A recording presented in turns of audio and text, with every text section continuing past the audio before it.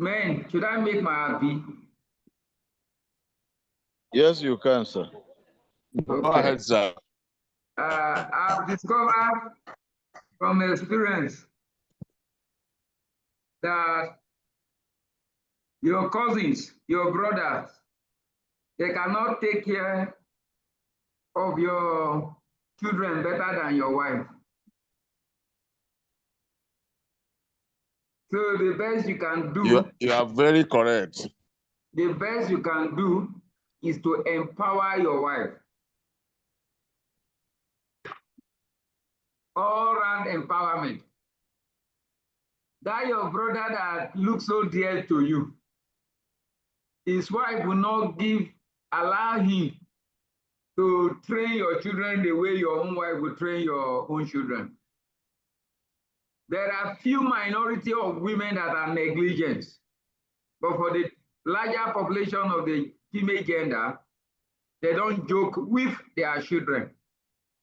So the idea of empowering women is very, very important. Very, very important. Please, are you with me now? Yes, sir. So I Yes, just feel sir. like Where were you? I feel like sharing that point again with emphasis. Let's not behave like Nigerian men. Yes, Are sir. you seeing my screen? Yeah, we're Yes. seeing it, sir. So Hello, sir. yes, sir. And just to add to what you just said, I even tell people that as husbands, we should even try to write our wills to our wives. Because sometimes even children can send their mothers out of the home or even deny them of certain properties. But it's only a stupid wife that will not take care of the children when. Sir? Ralph, Sir? I believe with you 100%. But do you know the challenge now? No, sir. You must understand your wife very well. The wife must understand their husband. You are very correct, sir. Biblically, that is the right stand. You're right, sir. But with the challenges going on now, I know a woman that is wishing her husband to die. Yes. Did you know what she told her husband? No. She said, I thought they said that if the man died, they will give the woman job. Well, just by the way, the emphasis there in terms of will, you must. For me, my wife is my next of kin everywhere. Yes. So even as I'm saying, it's in an ideal situation when you have a very good understanding with your wife. When you understand your wife and your wife understands you. Even myself, I cannot just do that to a wife that I don't. Maybe I have, but we're having issues. Maybe trust issues. Thank you all of you. Thanks for that contribution. You are welcome again. So this Thank morning, you, sir. Thank you, sir. Engendering poverty alleviation programs. How do we look at poverty alleviation program from the gender perspective? There are different strategies. You know, somebody raised an emphasis yesterday, is it yesterday or 2 days ago, that, sorry, to bring to your notice, I'll be teaching the course all through. I'll be taking.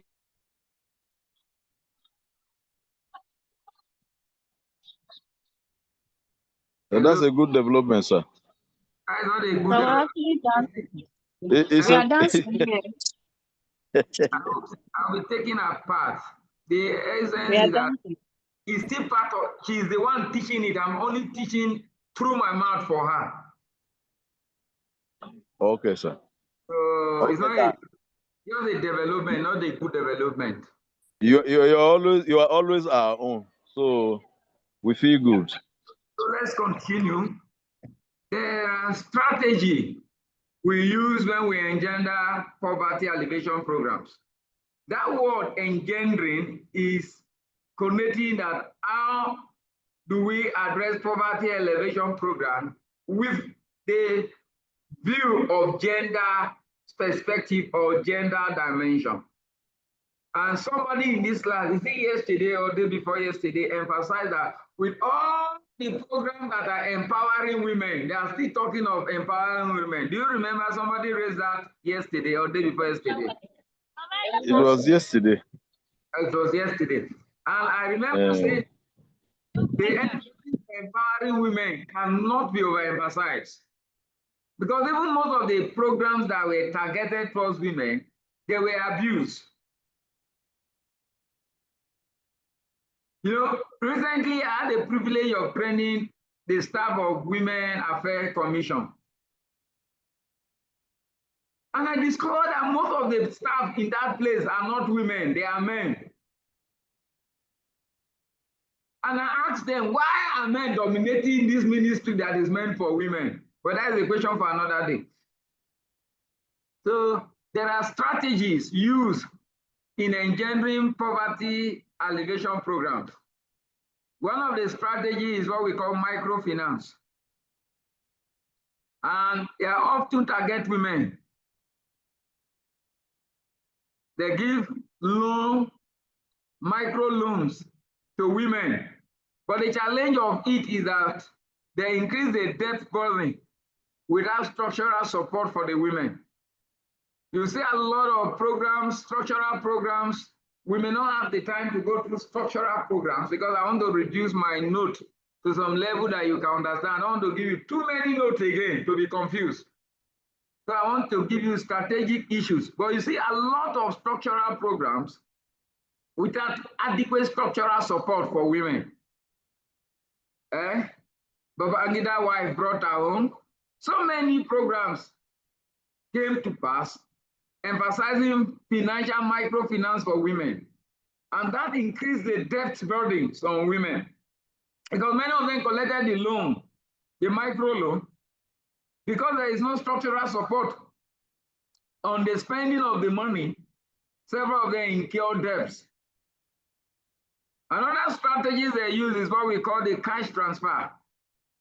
This conditional cash transfer often favor women as recipients, of course.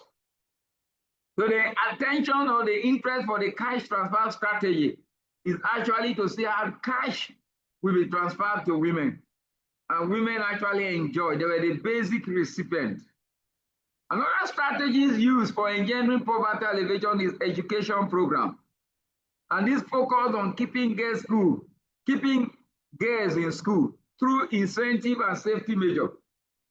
They provide incentive for girls, motivating and encouraging them to go to school. How many of us were in the inaugural lecture yesterday?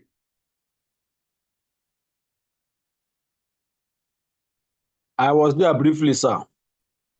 Okay. I was there. I went in, I came out too. You know, there were gender issue the inaugural lecturer presented. She was not allowed to go to school. How many of us had that one? The father insisted. It took several pleas before she was allowed to go to school. And you can see the transformative power in Professor Mrs. Sunamanu.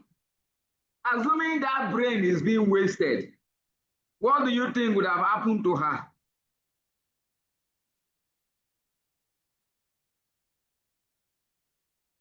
Are we in the class? Yeah. Yes, sir. She would have been tied to one. She should have been tied to one dirty kitchen by now. Trained in school, she would have been the best mathematician. Because what you will be using calculator to do. My mother doesn't need calculator. Before you finish punching your calculator, she has given you the calculation, the figures. So there are education programs that focus on keeping girls in school through incentive and safety measures.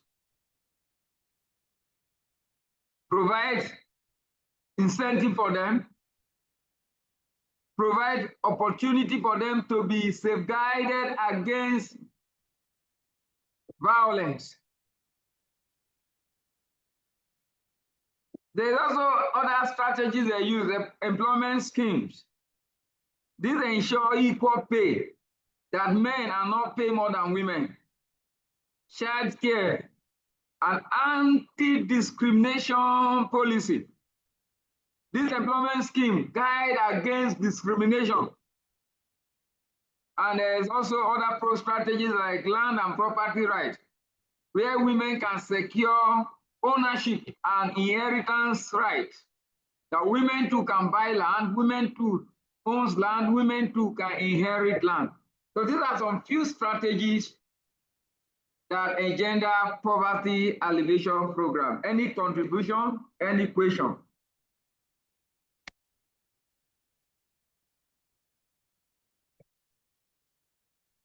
I'm waiting. Hello? Hi, Aye, sir. sir. Yes. Any input? Let me hear you. I've been the one talking on the issue of engendering poverty alleviation.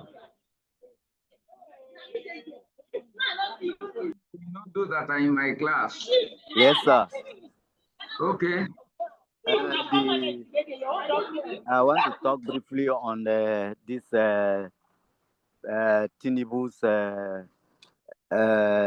cash transfer program. Okay. We are involved, Okay.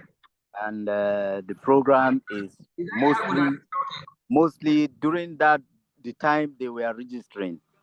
Mostly they captured women. They will say that the women should be the ones that should be registered. So I think that was to empower women. Even if if you meet the man in the house, but it will be the woman that will be paid. So that is to empower women. So I think that's on the positive side. And during this process of paying the money, I think it's very effective. They have tried. Okay. Thank you. Thank you. Since you were involved, where is my own money?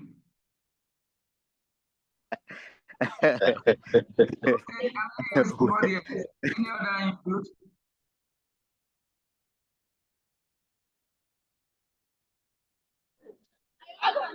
Not really. Okay, Ralph, I thought you wanted to say something. Saying, no, I was saying on my side, no input. Okay. Victor Eto. Unisa. Tesu. Martha Sewese. We are yes, sir. No, you don't say we. You are not with anybody, you are alone. Where is Martha? Where is Martha Sewese? Alone too. Eh? Teso is alone too.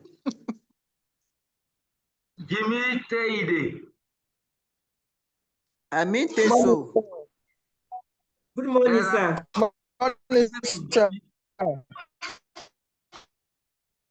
Martha, where is Martha?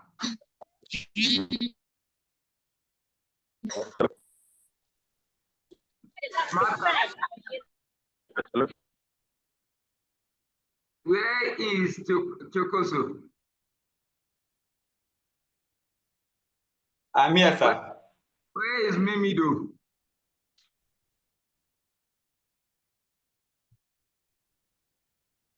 Where is Sylvia?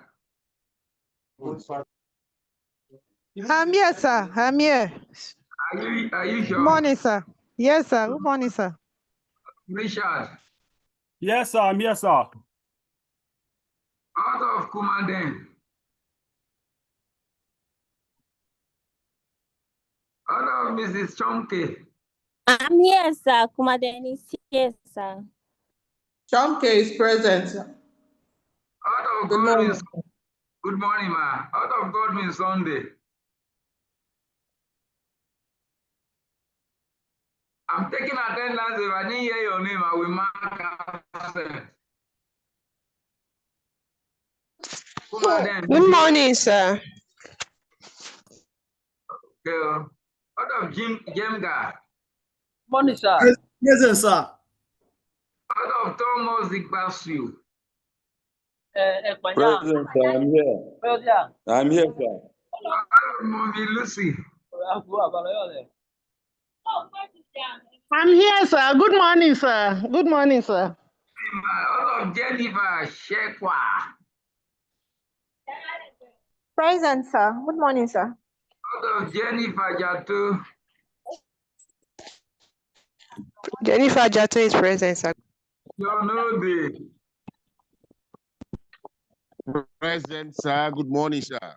Jiba Augusti. Present, sir. Manasseh. Anungosha. Present, sir. I'm in class, sir. How much? Merihan Manasseh Adamu. Nobatia is here, sir.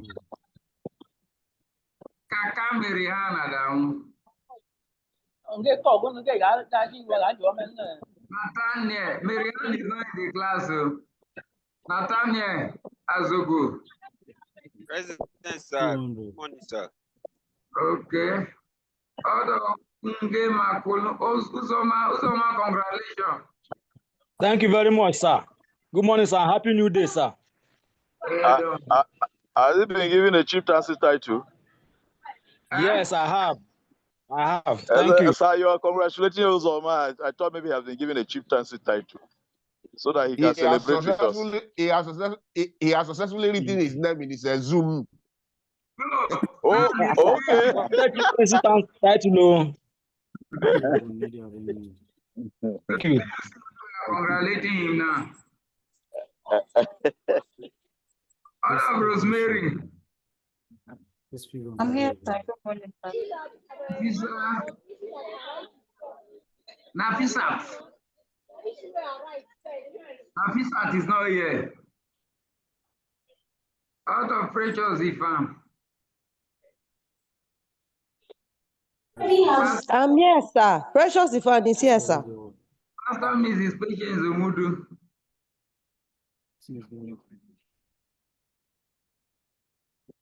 Pastor Mrs. is not in the class, ba? Morning, sir. Ogaba is it? I am here, sir. Good morning, sir. Minister. I'm here, sir. Okay, with this, I've taken my first attendance. I'm going to take attendance later to know those that will leave my class. Thank you for listening. So, these are basically the processes of engendering poverty alleviation program, microfinance, cash transfer, education program, employment scheme, and land and property rights. Again, any question? Can we forge ahead? Continue, sir. Yes, sir. Thank you. Yes, sir. We can pull your head, sir. Okay. Let's look at the intersectionality in gender and poverty program.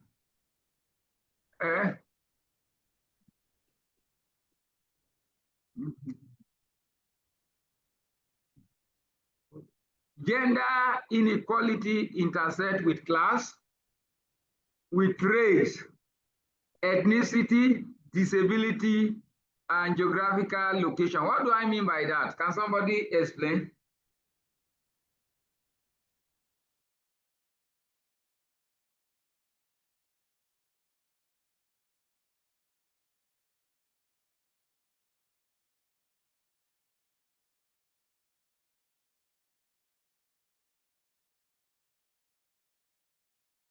Hello, sir. Listening. Hello, sir. Yes, I'm okay. I'm trying to explain that gender inequality intersect with class. What do we mean by? Okay, Madam Beatrice, ma'am. Okay. Yes, thank you, sir. From my understanding, this means that gender inequalities exist across classes, social classes, race, ethnicity, disabilities, and geographic location. I can say that gender inequality is a global phenomenon. It's a global challenge that we have, because sometimes we think some of the things we see are peculiar to Nigerian context, But I've also seen through books, through stories, we've seen on different platforms that the gender inequalities that we experience in Nigeria exist in also other places, perhaps maybe in different dimensions, but they do exist. Sometimes in higher or lower degrees, and in some cases, while it may affect the female folk more, in some situations it may affect the men more, but it does exist everywhere in the world in different degrees and dimensions. Thank you. Thank you for that input. Any other person?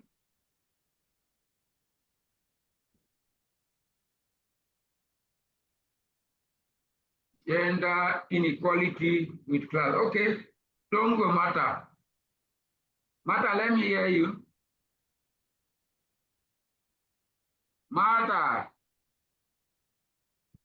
Mrs. Shonke, you want to say something more? Your hand is still up. I saw Martha raising up her hand. 1, 5. Let's not go too far. Let's take it one by one.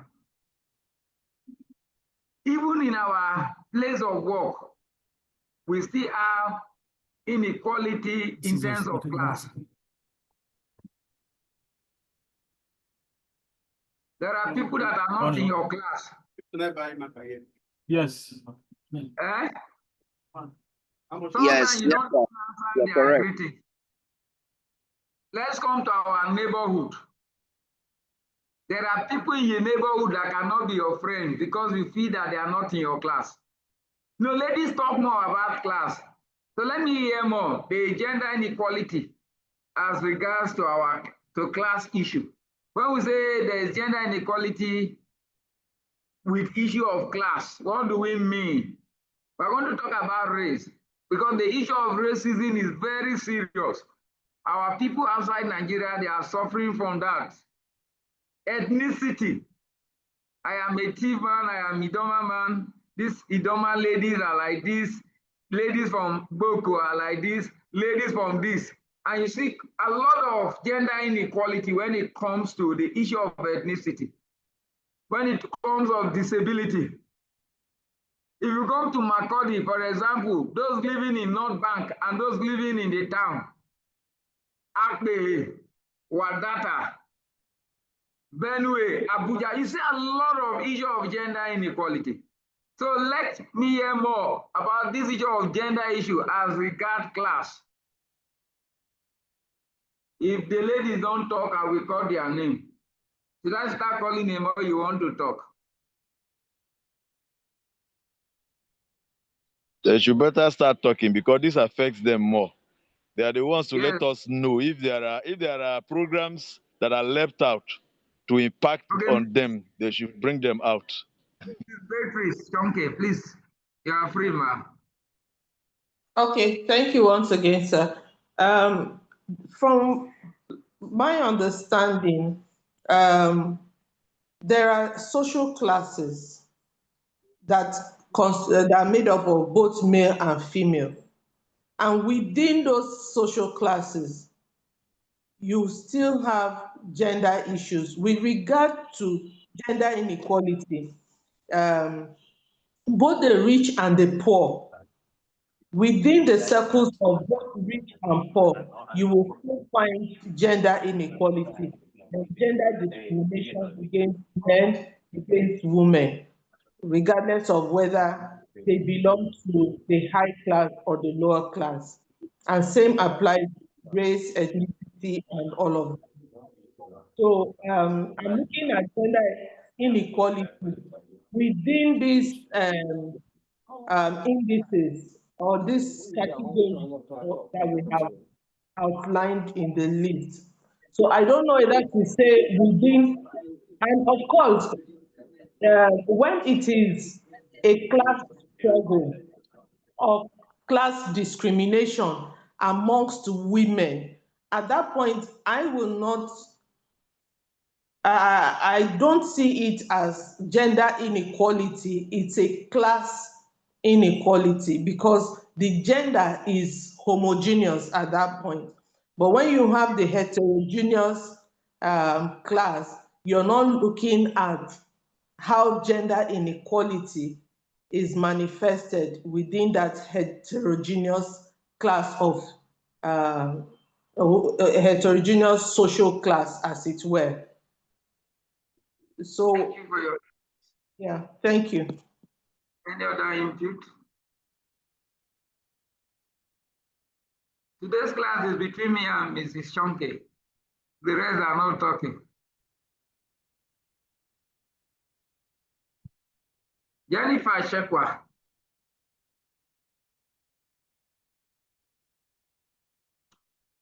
Okay. I say example, a poor, rural, disabled woman faces multiple layers of disadvantages. She's a poor, she's a rural, she's a disabled woman. The layers of disadvantages will be much. So what do we mean by that?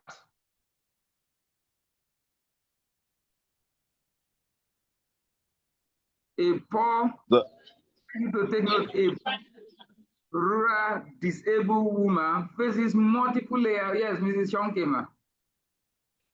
Okay. Thank you, sir. The first in this that she's poor. Yes.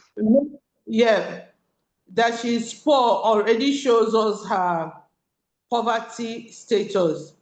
She's unable to meet her basic needs. We won't even go into luxuries yet. So there is a lot that she needs, she's not able to access. She lives in a rural environment that may lack social amenities, that may lack those infrastructure that could have assisted her to even manage her poverty better. Being physically challenged worsens her situation because she's not able to do the things that people who have all their physical features, that they may be able to do. So the levels of disadvantages are really many. But if you pick a man with the same conditions of being poor in a rural environment and being disabled, the challenges may not exactly be the same as that of the woman. So that's the situation I see there. It's great input. Any other person? Any other input from any person?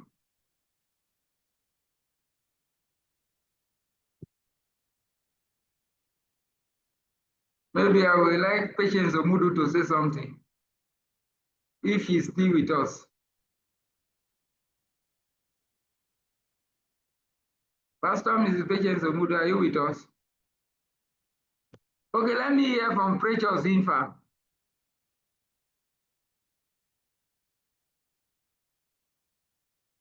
Which means that they are not in the class. Okay, let me hear from Musoma. Yes, what I want to say is that the challenges of the person that is poor, who is living in rural environment, multiple challenge. It's not a single challenge. Ordinarily, if she just have, maybe she's just poor, but she's living in the area, exploit that will alleviate her situation. Because she's living in the rural area, those opportunities are not there. And secondly, she's also physically challenged. Ordinarily, is poor, who has all her features that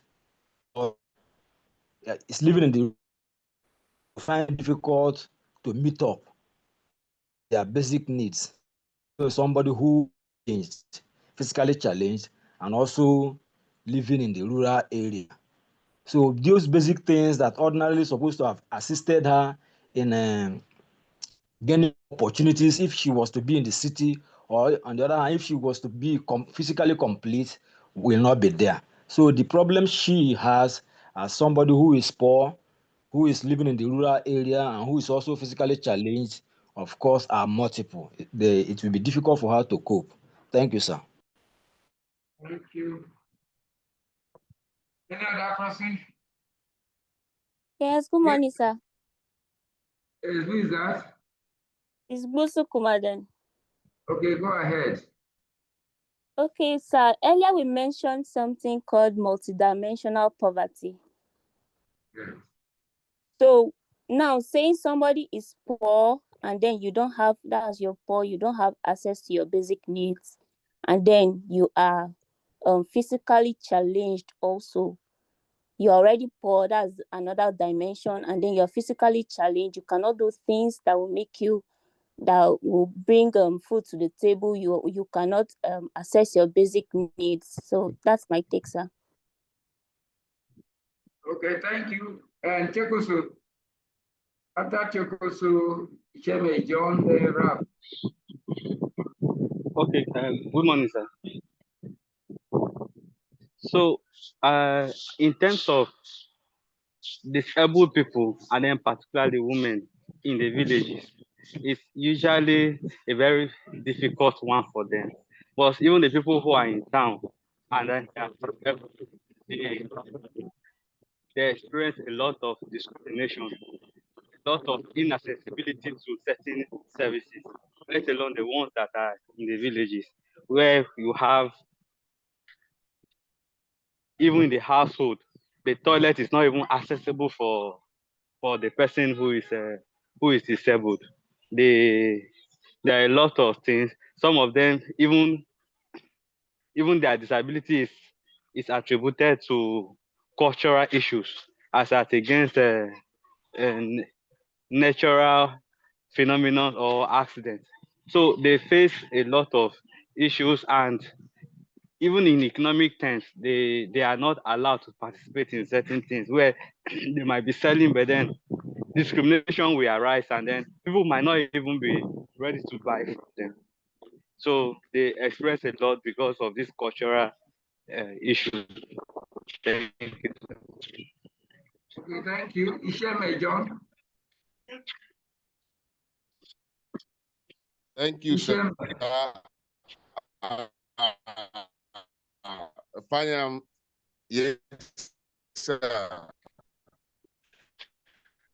Fayam, thank you very much for this input. You have said so much things I want to talk about. A person living has become a problem for them because of the poor. One, they lack voice. If you don't have voice, no one will listen to them. Even if they have the best idea, no one, because of their poverty in there, and then therefore ethnicity deprive them of so many things. And then even in those in a city like the earlier mentioned, almost everything is being provided for by ourselves in Nigeria today.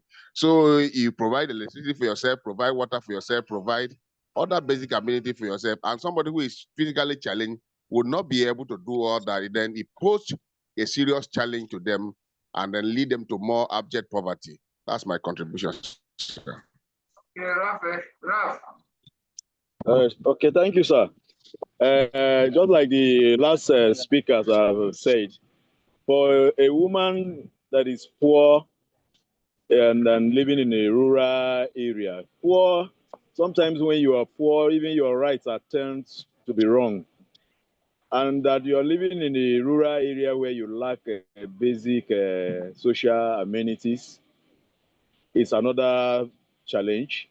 And again, that you are physically challenged, you are deformed. There are a lot of things that comes with deformity. For a lady, if a woman, if she's not yet married, sometimes not everybody even comes for a hand in marriage for such a lady or woman. And you face a lot of other challenges. There are things that you would have been carried along, even amongst women, that would have carried you along, but they don't because you are deformed. So it is really, really, really challenging and tasking when someone is poor and is living in a rural area and is also physically challenged. That will really, really affect the outcomes of that person's productivity and to function very highly and have a high level of participation in societal development. Thank you. Thank you. Jennifer? Okay, good morning, sir. So for a disabled woman who is in the rural environment, she will face more challenge because, for example, there has been a program, intervention for the people living with disabilities recently, where they were given some with ear problem were given hearing aids and all of that. And this was possible because there has been cooperative societies that exist among these people that are in town. But if you go to the villages, these things does not exist. And so for these people that are living in the villages, they don't even know that things like this exist, and they may not have the opportunity to benefit from things like this. So that's the challenge of those of the poor woman who is also living in the village with disability. Thank you so much. Madam Beatrice, Mrs. Chonke. Okay, thank you, sir. I just thought to give an example. Assuming there is a man who is poor in the village, is physically challenged, the society would expect that his family, even if he's unable to impress a woman and marry her, his family should find a way to get him a wife. So the family will do what they can to get a wife that will agree to marry him. And it is expected that she provides all the care that he requires to be able to function optimally within his disability. Now, a woman with similar challenges may not have a man that would take care of her, that would choose to marry her, or that may be forced to marry her, and that would be committed to taking care of her the way that the woman is expected to leave everything and take care of this poor, physically challenged man in a rural setting. So she will also be expected to have the children, take care of the children, plus the man.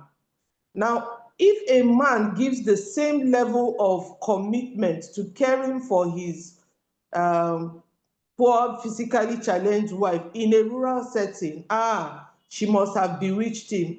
He's no longer a man. How can he live doing things that a man should be doing just to be taking care of a woman? So there are those kind of gender issues that come up under a setting like that. Just thought to bring out that disparity in the way that we even respond. And sometimes the physically abled people are the ones, judging and discriminating, particularly we women. It was my female cousin who called me to say, how would you allow your younger brother to marry a woman in a wheelchair? My younger brother's wife, had polio as a child. She is in a wheelchair as we speak. And they started their relationship at that level, and they are happily married. But before the marriage, I got a lot of calls to stop that marriage because the lady was in a wheelchair, not any other reason. And she's well educated. She has a PhD. Oh, beautiful. That's great. Unisa, you want to say something? Tokwase, let me hear you talk. Yeah, you, Tokwase.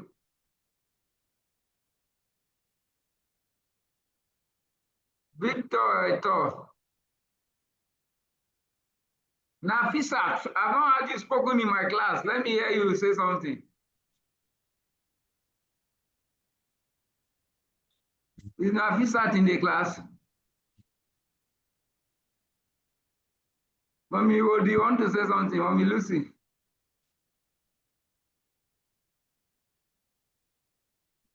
Mommy Lucy, are you with us? Yes, again, I want to thank all of you for your input. Many of you are online, but you are not in the class. I am intentionally calling your name to know those that are in the class. I'm discovering those that are not in the class. So this, we have spoken so much. A poor, rural, disabled woman faces Some of multiple. us are in the class, but you did not call our names. It's okay. Those that I call their name that are not in the class, I have known them, including Mommy Lucy, including Afisat. Afisat is not in my class. So these are the issues. Say gender inequality intersect with class, with race, with ethnicity, disability, and geographical location. Then we say example is a poor, rural, disabled woman that faces multiple layers of disadvantage. Only being poor is already a disadvantage. Then combining poverty with rural experience, where access to basic life amenities are not there. Number of persons are not available to help you.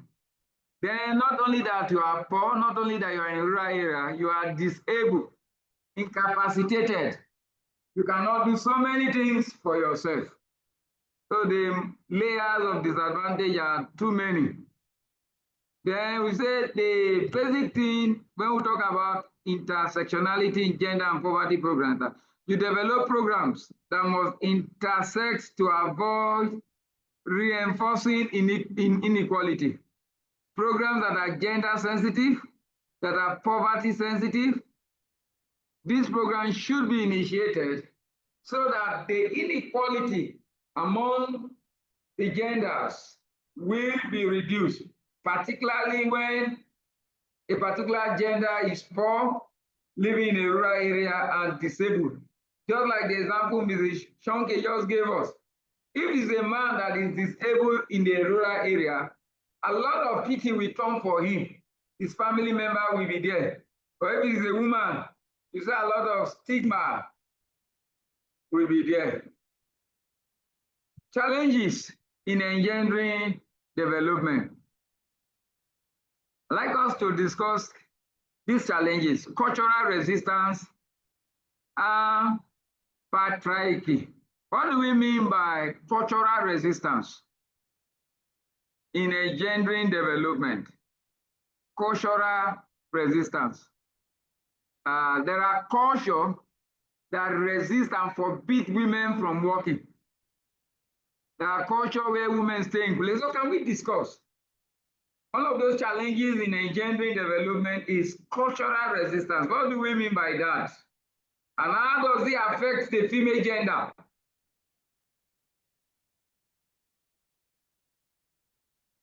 If you want to talk, you raise up your hand. If you don't talk, I will point people now. How can culture resist engendering development? Yes, Ralph. Yeah, thank you, sir. Yes. So I think culture will restrict or have a restriction on the gender development by certain cultural practices that are placed particularly on women. Just like you started putting out the topic and you said there are certain things in some certain cultural affiliations that sometimes they say women will not work. And there was a time even in our climes, they say in those days, they say women don't eat eggs. That the men will see things that they feel they are very, very, foods that are even very, very nutritious. They tend to say they are meant for men. They are not good for women and all of that. That was in its own age anyway.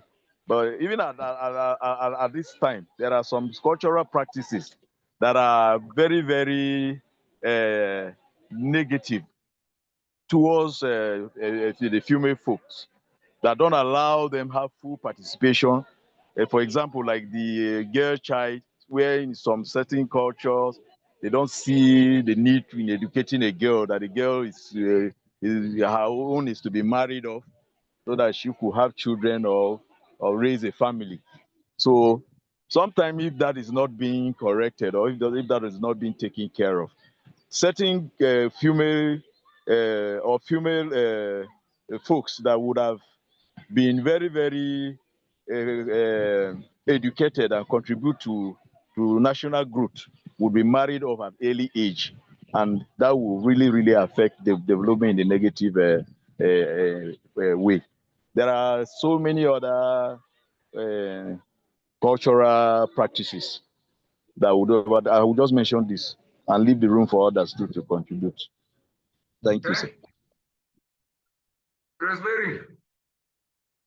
Thank you, sir. Okay, I want to talk about the early child marriage, cultural resistance. There are some cultures, even in Nigeria here, that they marry off their girl children at a very, very tender age too.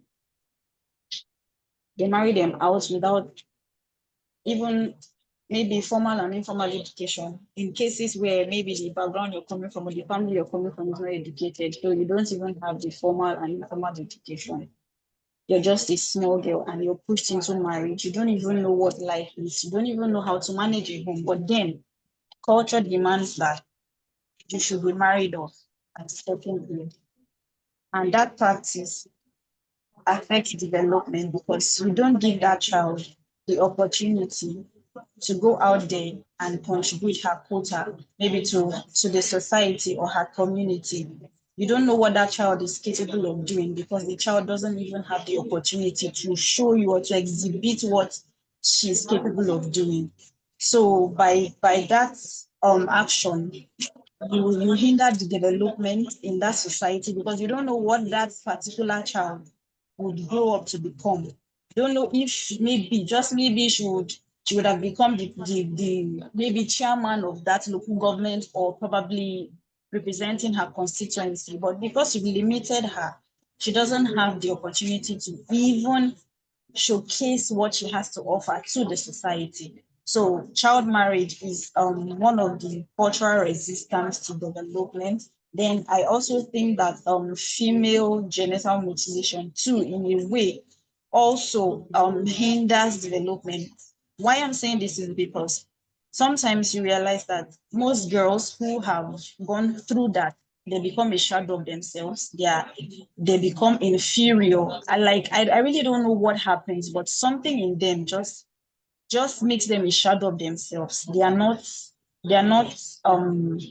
they don't know how to express themselves. I don't know if it's the trauma or the pain that comes with whatever has happened, but something just changes some of the girls in a way that they don't even contribute. Like when they see maybe they just feel inferior to people, they just want to hide behind the scenes always and not socialize and all of that. So this is my contribution. Thank you, sir.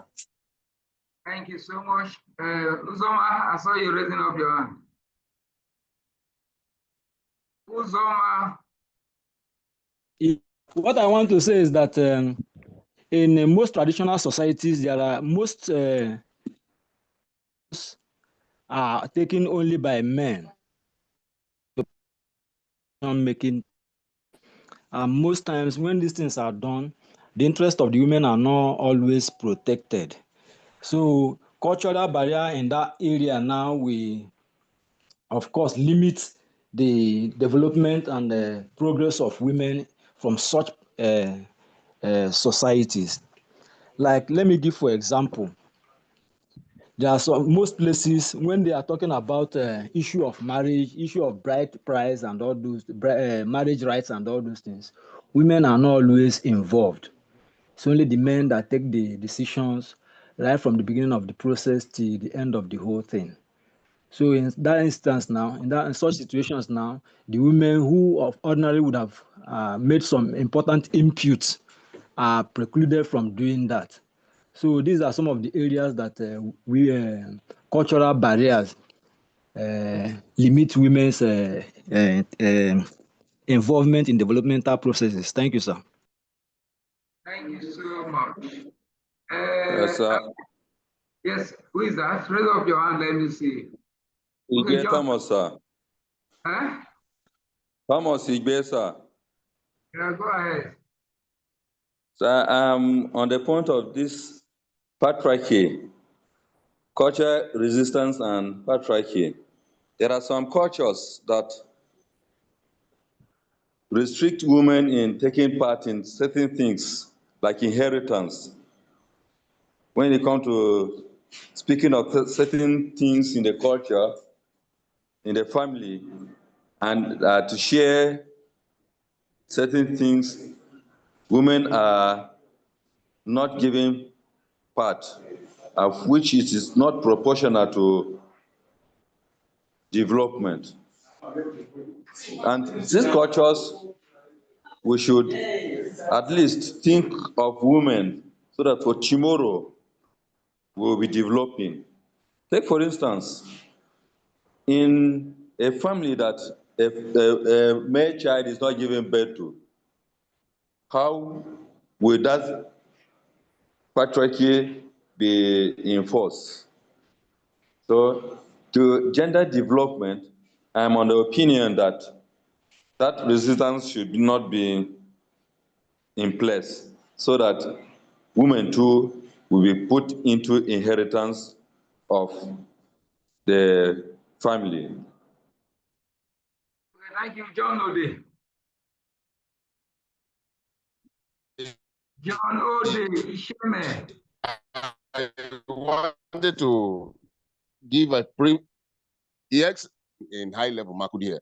There is an Idoma family I know very well, and they were friends. They lost their parents at the early age, and they were just 3 girls. And a lady, the senior one, wanted to get married. God, good enough, helped her, and she located somebody who is from a very wealthy family. When they came, the uncle that came to collect the bride price make a statement and said, why would she be the one to marry such a person? So she billed the man 5 million naira for bride price. That if the man did not pay 5 million naira, this marriage would not hold.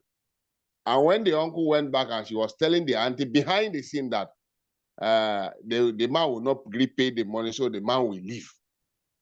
That if you go and marry that person now, he will come and take care of the younger ones and then make them go to school. This kind of thing limit development in the society. These are orphans. These are orphans that their mother. That is wickedness resistance, sir. That is not cultural, sir.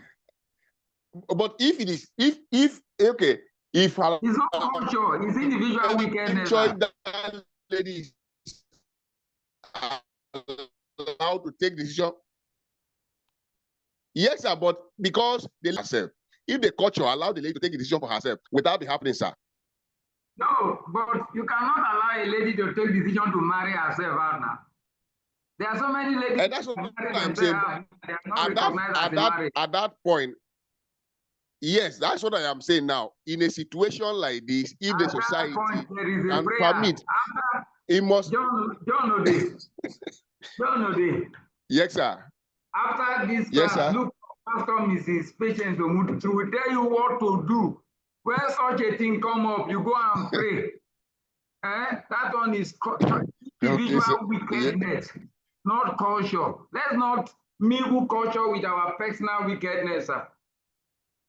We are looking at cultural resistance. Let's define what are the culture. You are an Igede man, am I correct? Ode. Are you yes, I am. Yes, sir. What tribe are you? I'm an Igede man. Igede man. Okay. I'm an Igede man. Identify some culture. Are you hearing me? There are culture in Igede that resist development. That is very true. They will tell you that this culture have been existing for our fathers. These are the things that we are talking about, not somebody being wicked. That man wickedness has nothing to do with his culture or background. Do you understand me? Yes, I don't want us sir. to lose sight. We're looking at what are cultural resistance. When we are talking Yeah, about cultural that's true. resistance, what are the cultural practices in our environment that hinder gender development? Because you are a female in our culture, you are not qualified to be this, you are not qualified to participate. How many of us were in the, I asked this question earlier. If you were around for the inaugural lecture, you will hear the center leader said emphatically that his father said his female children will not go to school. She was the first female girl that attended school in her family. As far as Igala culture or such culture is concerned, is that when you go to school, you go and carry pregnancy. So there was a resistance on her part. Precious Ifan, you want to say something? Precious. Yes, sir. Go ahead. Talking about cultural resistance and gender development. You know, in some cultures where, for example, they don't allow women to own land, and a woman particularly is inclined to in some investments that have to do with land. For example, she's good at farming and she can farm many hectares of rice, for example. And then she's not allowed to own land because of culture. You see that this has hindered her development, and it will hinder the development of even her community, because her children will suffer because she's unable to explore her capacity for development. Thank you, sir. You know, when we are looking at this cultural resistance and patriarchy, it happens in our culture. Many of us, can a woman become the traditional head of our village? It's very, very difficult, but in some other cultures they can. Okay, let me hear Mrs. Iwodi, Mrs. Lucy. Sir, Yes, in some parts of Nigeria, a woman is not allowed to own anything. In fact, she herself is the husband's property. So whatever she owns, money, whatever she owns belongs to her husband. And that kind of thing really hinders development, because a lot of women, since they know that they are not allowed to reach their full potential, after all, whatever they do ends up in their husband's hands. It will not propel them to do their best, especially where economic struggle is concerned. we understand. Let me give you an example. Mommy Lucy can understand this very well. My maternal grandfather has a lot of palm fruits in Oko. He has a lot of ogbono trees. When the male child were around, none of the girls, none of my mother's siblings that was a female, has entitlement to any of the ogbono tree. Do you know that when their own direct brothers that are male died, their cousins came and took over because they are female? A woman cannot be, when we're talking about patriarchy, that is a situation whereby a woman cannot amount to become a head in anywhere. Everything is male, male, male, male. And just as the last speaker just said, it tempers with development. There cannot be development. When there is a cultural resistance on the part of a female to own anything, to amount to anything. Yes, Desmond, you want to say something? Then we proceed. Yes, sir. I wanted to add to what Iwodi Lucy said. In a community where I was, I remember one Igbo man that was the wife that get married to the wife. The wife served, finished his first degree and served. And the wife saved, it was almost like 100 and something thousand in an account before he married the man. But when they got the marriage, into the marriage, and the man discovered that the wife has that money, he said that the wife should transfer the money to him, or the marriage will go over. And the wife called her people and the man called her, and the wise people, as the culture demand, that he should transfer the money to the man. The man should be in charge of her money, as the man is the husband. So I'm just as in like adding to what Ilusi said. Thank you. If you ask the man of that money 1 week after, the money will not be there again. Yes. So are we getting what we mean by cultural resistance and patriarchy? Hello, sir. Yes, who Yes, is that? sir. Raise up Yes, your sir. hand. Raise Hello, up sir. your hand. Raise Hello, up sir. your hand. Let me see you. Go ahead. Go ahead. Okay, so in our society here, in Tiv land specifically, let me be specific. I'm happy you are talking. I want us to talk based on our culture, but we are referring it to other culture. Yes. Look inward. Yes, in Tiv land, when they are discussing about marriage, people, women are not allowed to go there. It's only men that take these decisions. And when they are making this decision, whether the decision affects the women, they don't have a representative. It's the men that will make that decision. So this affects women. For example, let's say a young man, there's a case, a man came to marry a young woman, and this woman didn't like this young man, as in she didn't want to marry the guy. But the parents and the men sat down and said that she should go and marry this woman. The man collected money, about like 300,000 naira, as all of the money the man spent. At the end, the lady was forced to go. All she could do is just she refused to stay with the man, and at the end, she packed her load and ran away from the place. So I don't think this is very good. Women should be represented, even at that level. Even the person that is involved, she was not considered. They didn't make her to ask her to make her input. It's not every. It's not. It's not. It's not a good situation. I'm not saying that women are forced into marriage in Tivland, but in this particular case, she was not represented, or women were not represented. Thank you.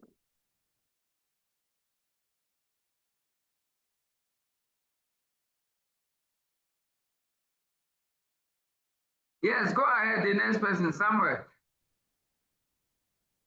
Hello. If it's not readily available, my hand. Oh, yeah, go ahead, Ralph. Okay, sir. Thank you, sir. I want to disagree with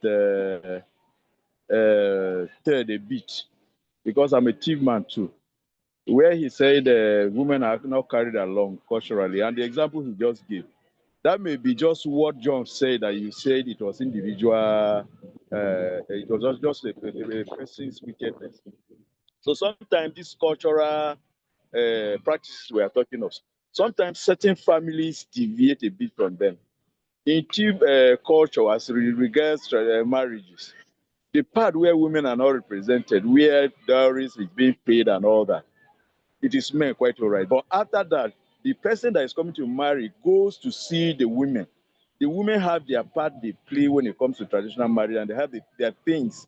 There's certain things that when you come, you give to them. So after finishing with the men, you go to the women. Women don't collect the bride price. It is the men, and that is what is done before the men. And again, there's no way culturally in a Tiv culture that they will force a woman to marry someone that she doesn't like. You are shown that person that came for your hand, that this is the person that has come for your hand, and this is what he is giving us. Should we collect? It is you that will use your mouth to say yes. By you saying yes, they should collect now signifies that you accept the person. So culturally, in Tiv, there's nowhere a lady is being forced, and women are carried along because they have their own part that they play. So that is what I just want to add. Well, Ralph, I may not go into the tradition of marriage, but I have a story when I was in my master here in 2007, something happened in my compound.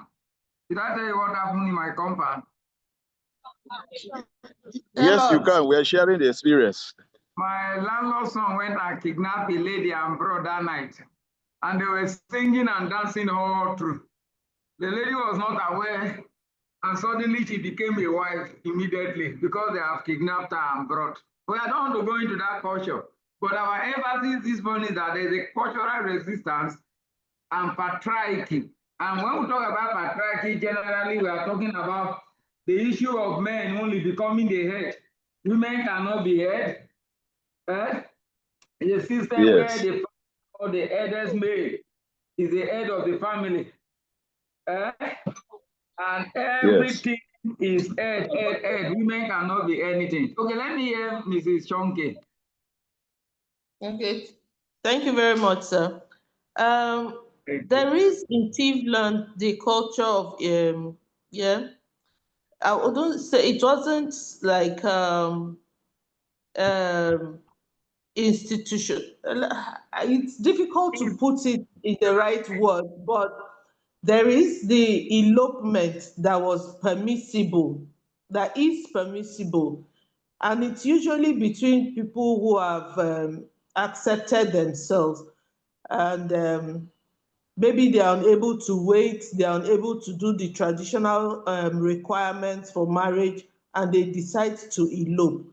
Then the man's family will inform the woman's family, please don't look for your daughter, she's with us. And they come and do the traditional things and the marriage becomes formal. That aspect is there. But there is that aspect of people adulterating what is culturally acceptable due to their individual agenda, selfishness, greed, and whatever. So if it's a case of somebody not being aware, it is wrong, it's a violation of their rights. And like the last speaker said, the girl is usually asked, do you agree? If she doesn't agree, even after they have sung their songs, the family can still take her away. Those kind of things happen. So I just wanted to point out that there are certain cultural things that are done. People go the extra mile and violate rights and distort the reality of what is culturally acceptable. Thank you. Thank you. Thank you. Thank you so much. Jemka, you want to see talk? Our time is running. Go ahead, chap. Good morning, Doc. But this cultural resistance, I still want to share one example of this cultural resistance.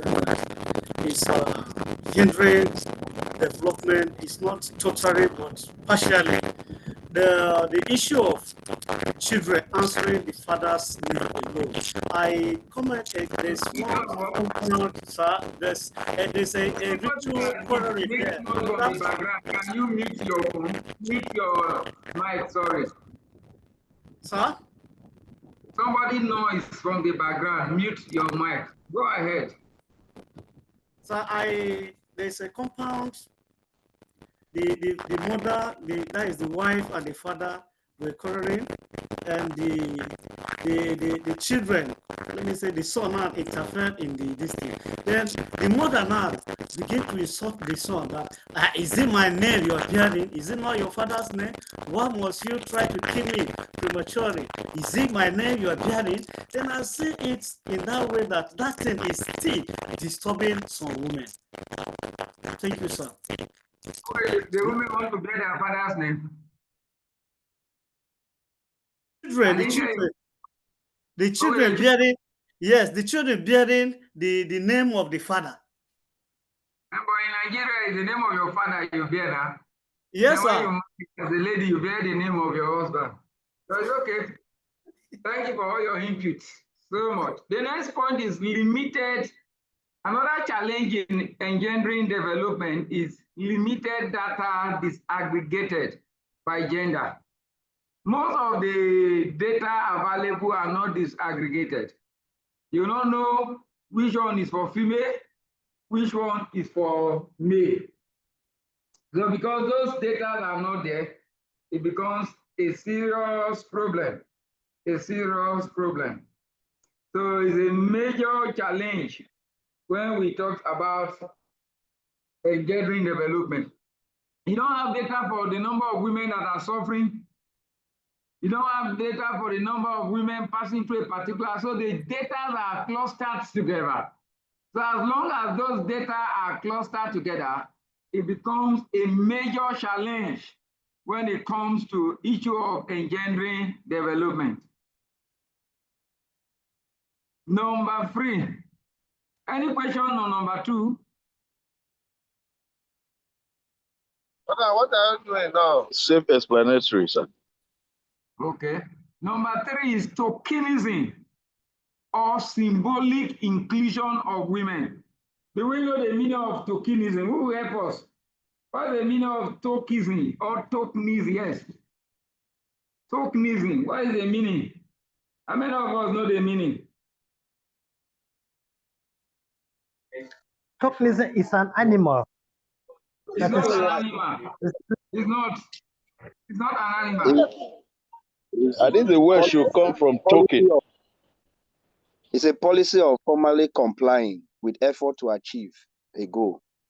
No, sir. What is tokenism?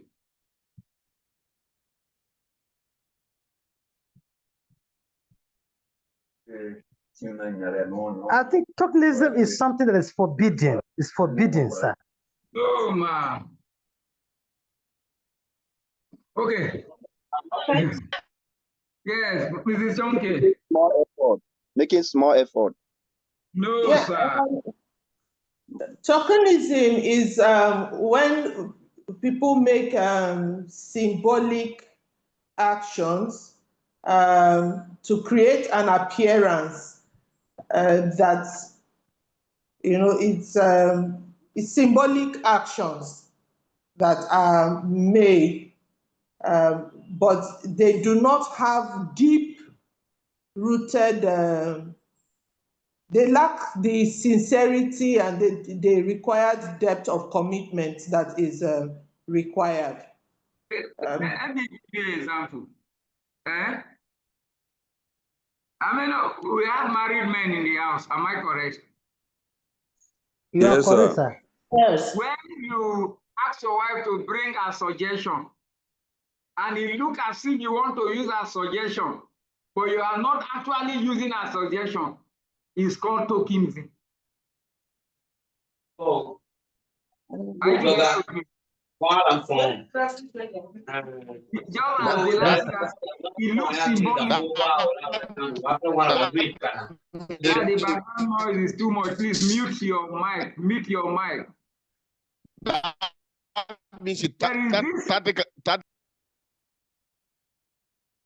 There is this appearance that looks as if they are including women in decision making, in implementation, in suggestion. It looks like women are part of it, but they are not really part of it. It's called tokenism. It looks like it's called symbolic inclusion. Women are not really there. They are seeking their opinion. It looks formally as if they are there. But what you want to do, you already have it in mind. So example is what you just stated earlier, that you went to Ministry of Women Affairs and it was men that dominated the ministry. I say maybe example of it should be what you earlier stated, that you went to Ministry of Women Affairs for a training, and it was men that dominated the population of staff there instead of women. So busy. That one was my mindset. My mindset was Ministry of Women Affairs will be dominated by men, by women. But Okay. when I really understood what they were doing is actually not women matter. So it should be tokenism too. Yes, but tokenism, no, that is not really tokenism. Tokenism is a appearance. When I look as if the suggestion will make meaning, I will present it to you that I need your suggestion, but it's actually I'm not using it. It's tokenism. There are many of our tribal meetings, cultural meetings that they will invite the women. And we already know that their input will not be relevant. We just want them to talk.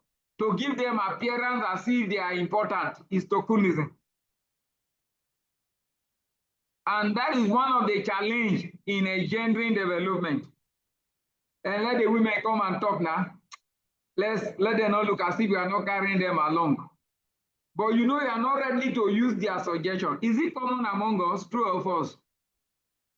Very true, Yes. sir. Very common. Is Very it common. common Very in our It's true, marriages, sir. Very in common. our homes? Is it Very common? true. Very true, sir. Even in politics. It's Even very in true, sir. politics. Somebody In want to say politics, something. we Mommy Lucy just want tell to the say women, something. Go Very ahead. true, sir. the women will come and contribute crowd and singing and dancing. But when it comes to position, they will never give good positions to women. They will only be women leaders. That's all. Very true, sir.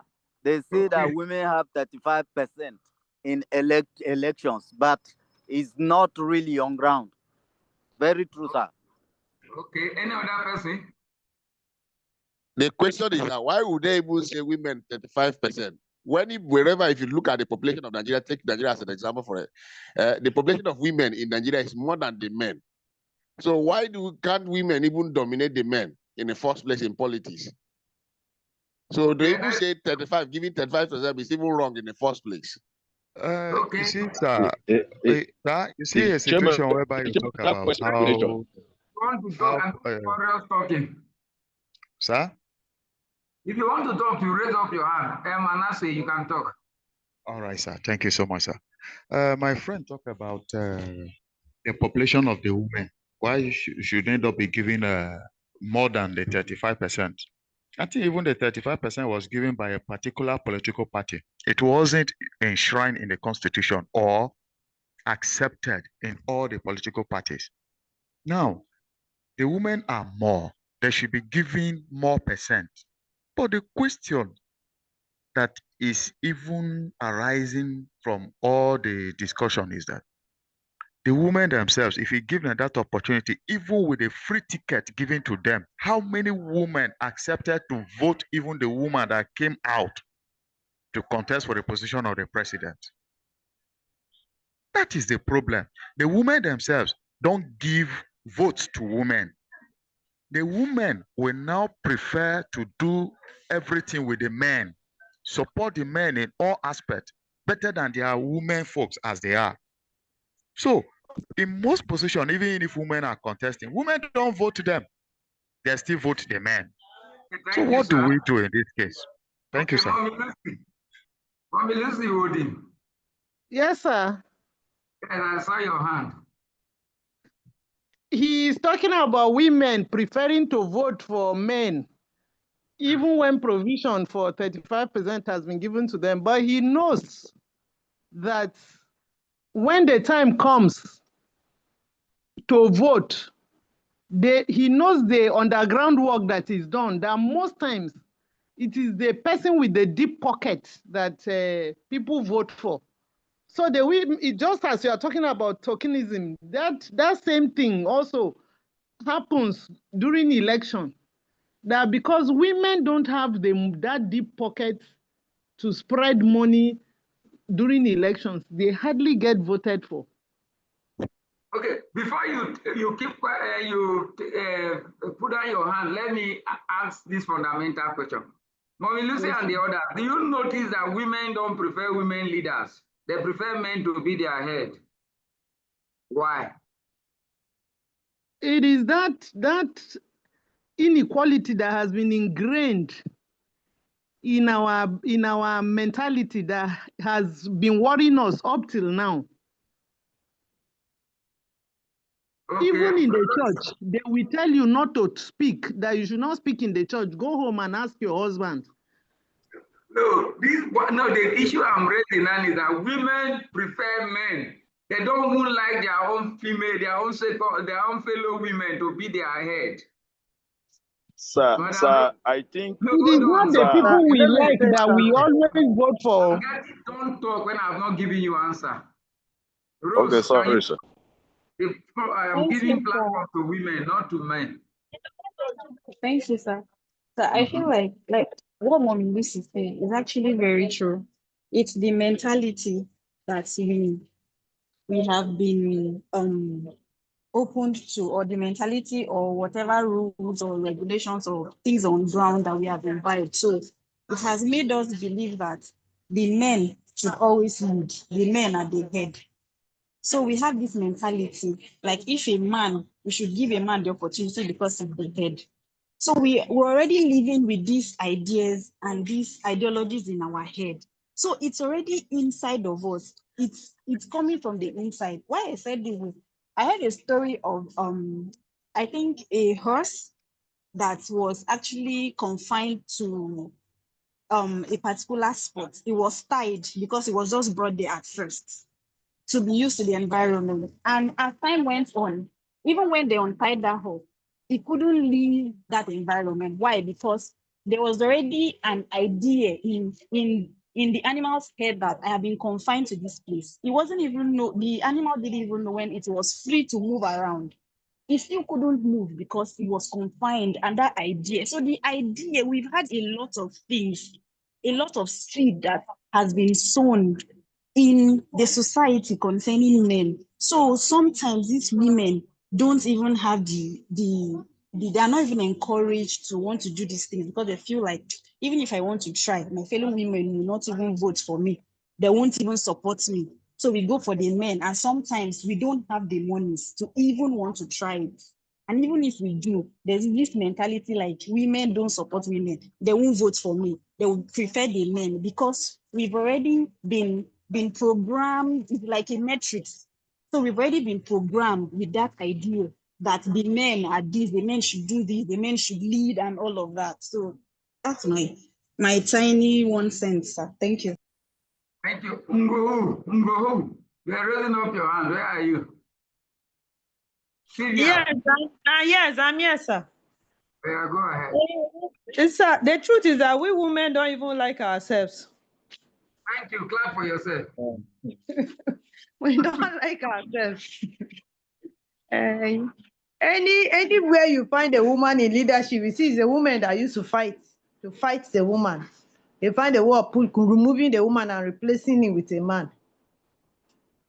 It's okay.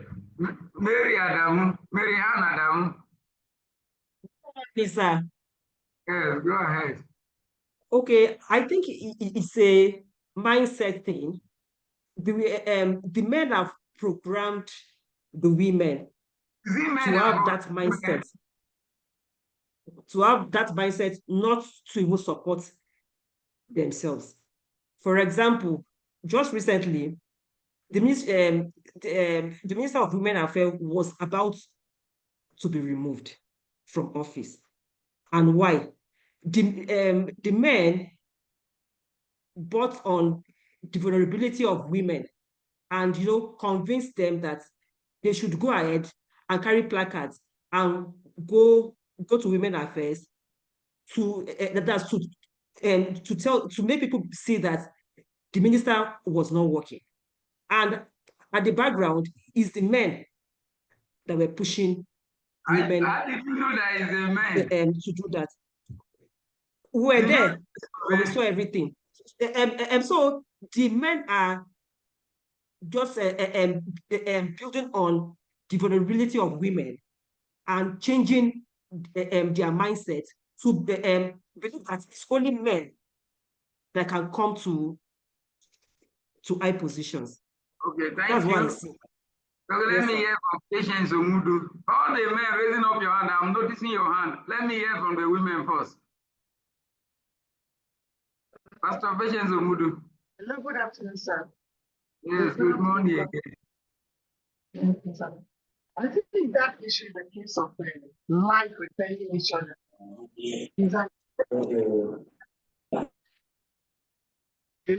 Opposite attract each other, lights have not repairing each other. What that thing that exists among women also exists among women. Just that the women's own are more amplified. It's not among men. Many men don't prefer women leadership. They prefer their fellow men leadership. Okay.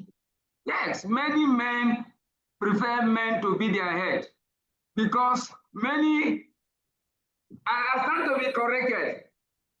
When you are under a post that is a woman as a man, there are two things you will suffer. Let me not talk because Very I'm true, sir. sharing class. Let me hear from Jennifer. Okay, so the truth is that some female leaders or bosses, they treat their male colleagues far better than the female.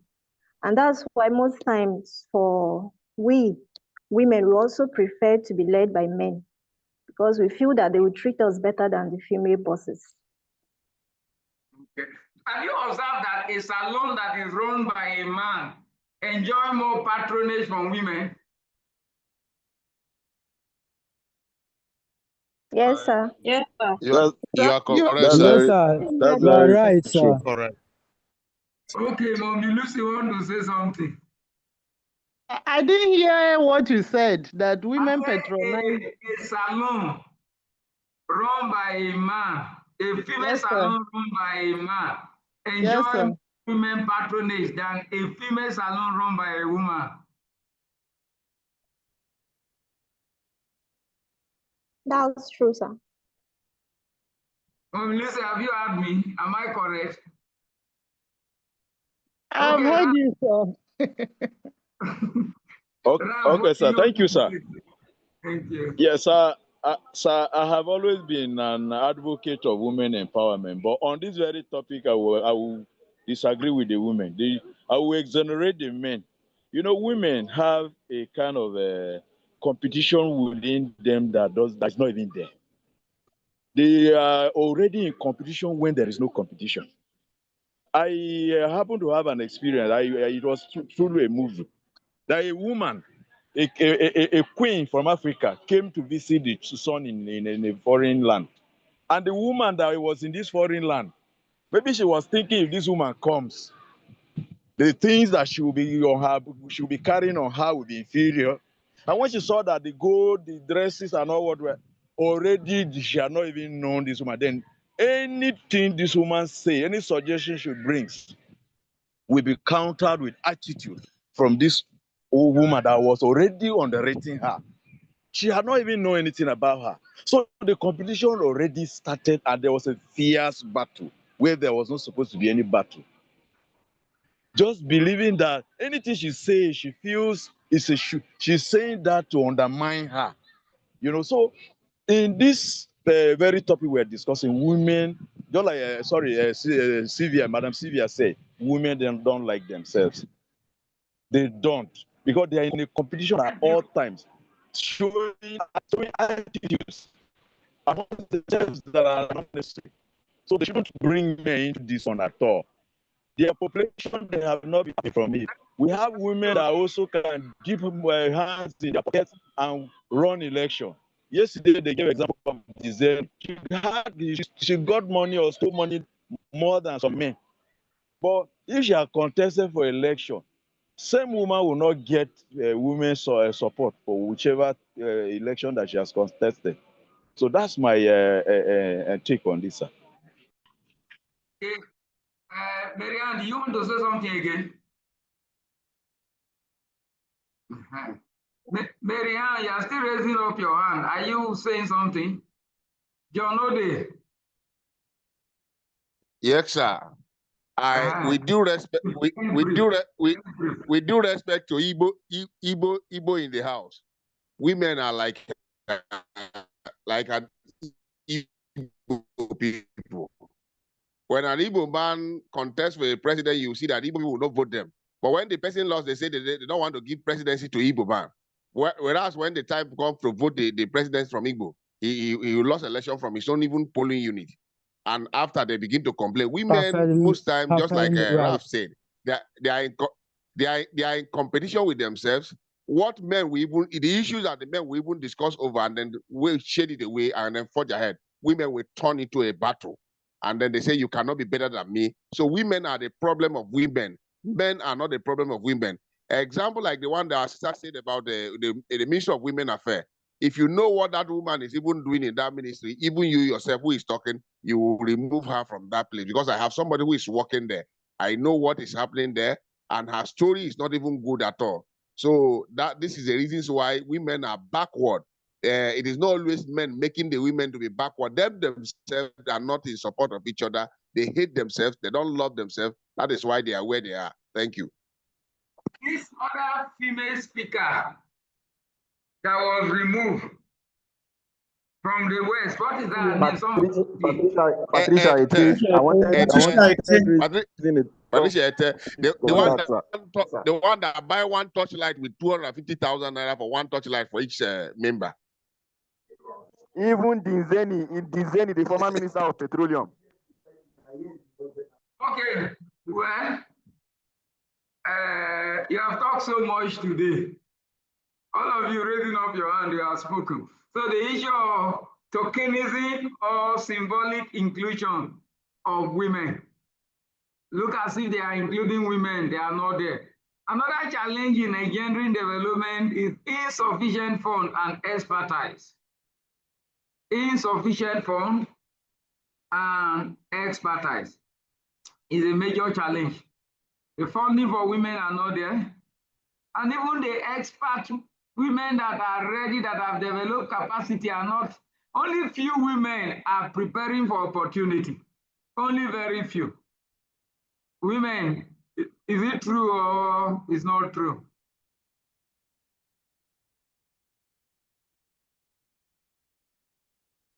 Insufficient funding and expertise.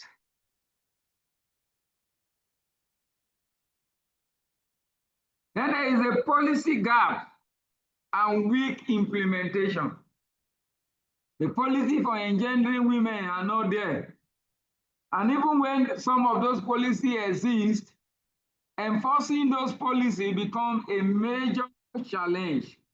Major challenge. So these are basically the challenges in engendering development: cultural resistance and backtracking, limited data disaggregated by gender, tokenism or symbolic inclusion of women, insufficient funding and expertise, and policy gap and weak implementation. Please, any question before we make progress?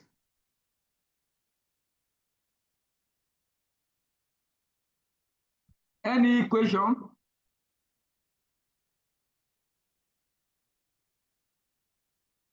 No question? Hello, Who's in the house? Yes, sir. Sir? Hello, sir. Yes, raise up your hand if you want to ask a question. Let me see your hand and give you. Jiba. Present, sir. Yes, go ahead.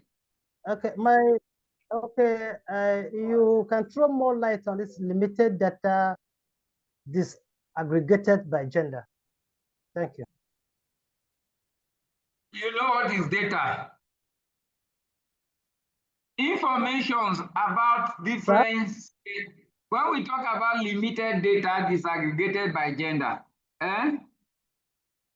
the data available that talks about the female gender separately from the male gender, they are not there. When we talk about disaggregated, specific data for female gender, specific data for male gender are not available. Most of the data that are available are clustered together. They are not separated. So you cannot make informed policy on gender issues when the data available are not disaggregated. Please, are you together with me? The data that are available are aggregated data. Do you follow me? Yes, sir. Yes, sir. Yes, sir. Do you understand that now? Yes. This is 1 minute past 12. It's our break time. Am I correct? Yes, sir. You're correct. Some of us have projected break time. So can we meet by 1 p.m. back for another 1 hour? Thank you. Yes, sir. Yes, thank you. In my class. Thank you, sir. Very well, sir. So let's meet by 1. Thank you, sir. Yeah. Thank you, sir. We enjoyed Thank this, you, sir. sir. You don't remember,